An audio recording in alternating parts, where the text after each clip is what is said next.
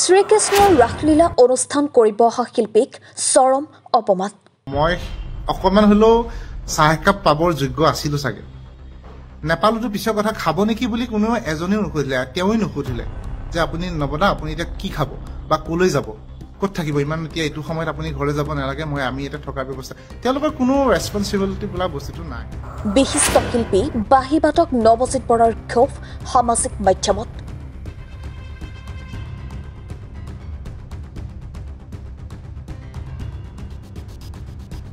হয়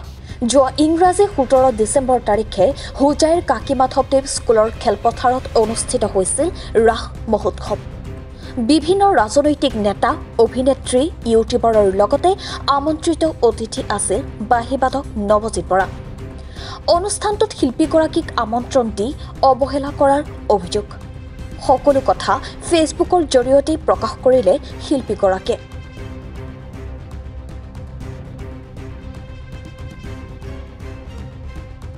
অৱশ্যে এই অভিযোগ উদ্বোধনী কমিটিৰ সভাপতি সম্পাদকৰ ওপৰতহে আছিল বুলি কৈ শিল্পীগৰাকীয়ে ইয়াত কোনো স্থানীয় লোকৰ ভুল নাই বুলি প্ৰকাশ কৰে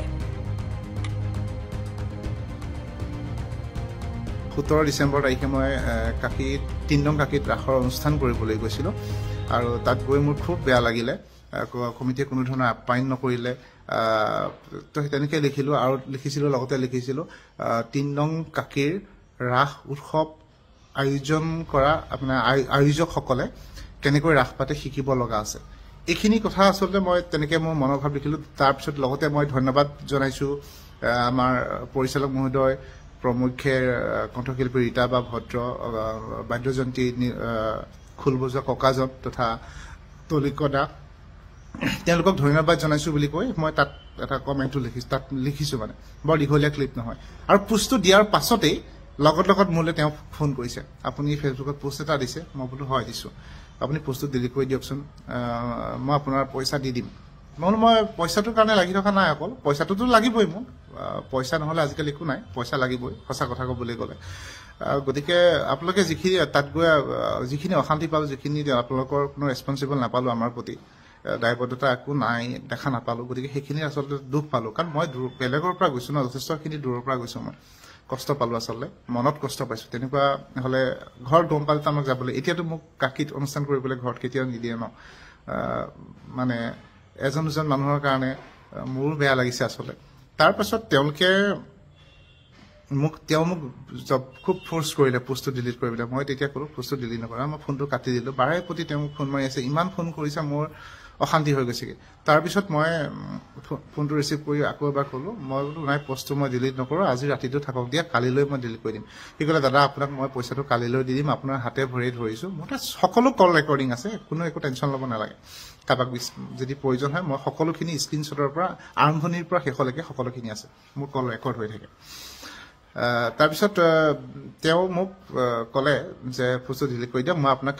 কালিলৈ পইচা দিম বোলো ঠিক আছে আপুনি যদি কালিলৈ পইচা দিয়ে মই কালিলৈ পোষ্টটো ডিলিট কৰি দিম আজি ৰাতিটো থাকক দিয়া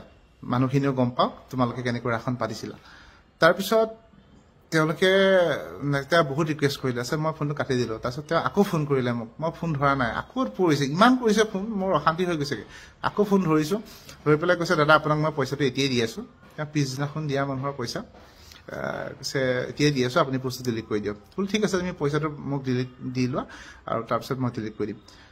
তেওঁ পইচাটো নিদিয়াৰ কাৰণেহে মই পোষ্টটো দিছিলোঁ আৰু আমাৰ লগত যিখিনি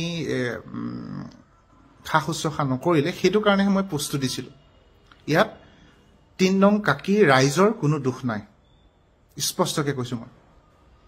মই তাত আয়োজক কমিটিসকলৰ দুখ আছে বুলিহে লিখিছোঁ কাকিবাসীৰ দুখ আছে বুলি লিখা নাই আৰু কৈ আছোঁ তাৰপিছত তেওঁ মই পইচা দিলে আৰু আপোনালোককো মই জনাইছোঁ যে ভিডিঅ'টোৰ জৰিয়তে তেওঁ মোক দিবলৈ থকা বাকী 1000 টকা গুগল পে' যোগে মোক তেওঁ অনলাইন পে'মেণ্ট কৰি দিলে আৰু পে'মেণ্ট কৰি দিয়াৰ পাছতেই মই পোষ্টটো ডিলিট কৰি দিলোঁ আৰু পোষ্টটো 4 মিনিটমান সময় বোধ কৰোঁ ফেচবুকত থাকিলে আৰু সেই 4 মিনিট সময়তে বহুতে স্ক্ৰীনশ্বট মাৰিলে সেইটোতো মই অৱগত নহয় মইতো ক'ব নোৱাৰোঁ স্ক্ৰীনশ্বট নামাৰিব বুলি সেইটো তেওঁলোকৰ ব্যক্তিগত কথা তাৰপিছত এতিয়া সেই পোষ্টটো কাকিৰ বিভিন্ন পোৰ্টেল বা ফেচবুক বা ছ'চিয়েল মিডিয়াত ঘূৰি আছে মই শুনিবলৈ পাইছোঁ দুই এটা মই দেখিবলৈ পাইছোঁ মোক কোনোবাই ফোনো কৰিছে মেছেজো কৰিছে এতিয়া প্ৰথম কথা হ'ল মই আপোনালোকে দি থোৱা কেইটামান প্ৰশ্নৰ উত্তৰ দিওঁ। বহুতে মোক কাকীবাসী ৰাইজ